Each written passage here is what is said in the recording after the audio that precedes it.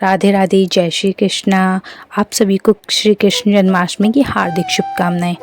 आज हम सभी श्री कृष्ण जन्माष्टमी व्रत कथा सुनेंगे।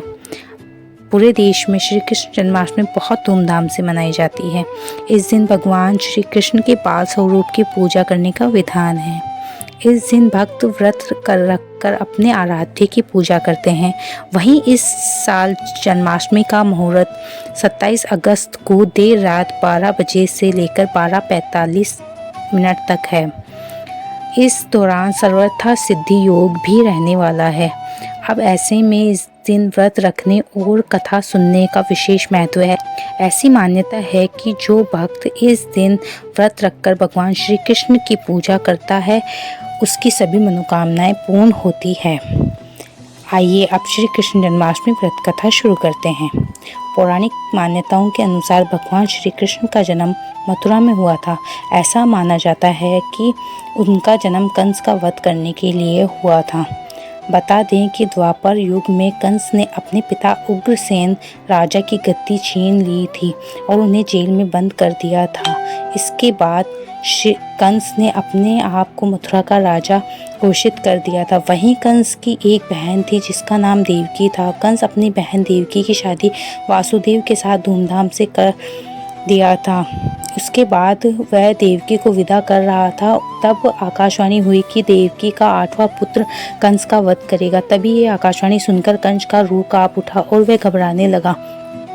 ऐसे आकाशवाणी सुनने के बाद वह अपनी बहन देवकी की हत्या करने का मन बना लिया था, लेकिन वासुदेव ने कंस को समझाया कि ऐसा करने से उसे कोई फायदा नहीं होगा। तब उसने अपनी बहन देवकी और वासुदेव को जेल में कैद कर दिया। वासुदेव ने कहा कि तुम अपने 8वें संतान को मुझे सौंप दोगे। उसके बाद कंस ने देवकी और वासुदेव की 7 संतान को मार दिया।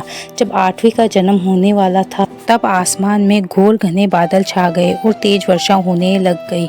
साथ ही आसमान में बिजली कड़कने लगी।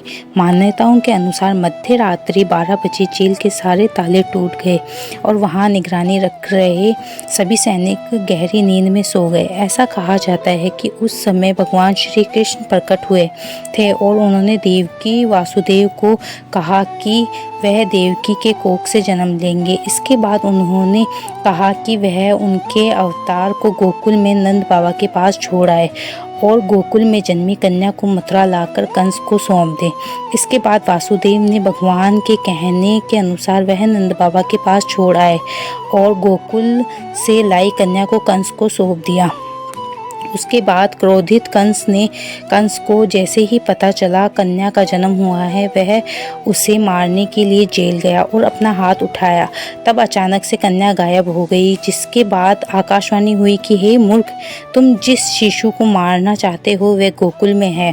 यह आकाशवाणी सुनकर कंस डर गया और राक्षसों को गोकुल भेजकर कान्हा को मारने की कोशिश की, लेकिन श्री कृष्ण ने सभी राक्षसों को एक एक कर मार दिया और उसके बाद भगवान विष्णु अवतार श्री कृष्ण ने कंस का भी वध कर दिया। श्री कृष्ण जन्माष्टमी के दिन व्रत के साथ साथ इस कथा का भी अवश्य सुनना चाहिए। श्री कृष्ण जन्माष्टमी के दिन व्रत के साथ साथ इस कथा को जरूर सुने और अगर आपको हमारी कहानी अच्छी लगी हो तो इसे शेयर जरूर करें और ऐसी अन्य कहानियाँ सुनने के लिए हमारे चैनल शुभ पर्व को सब्सक्राइब करें। Thank you. हैप्पी जन्माष्टमी।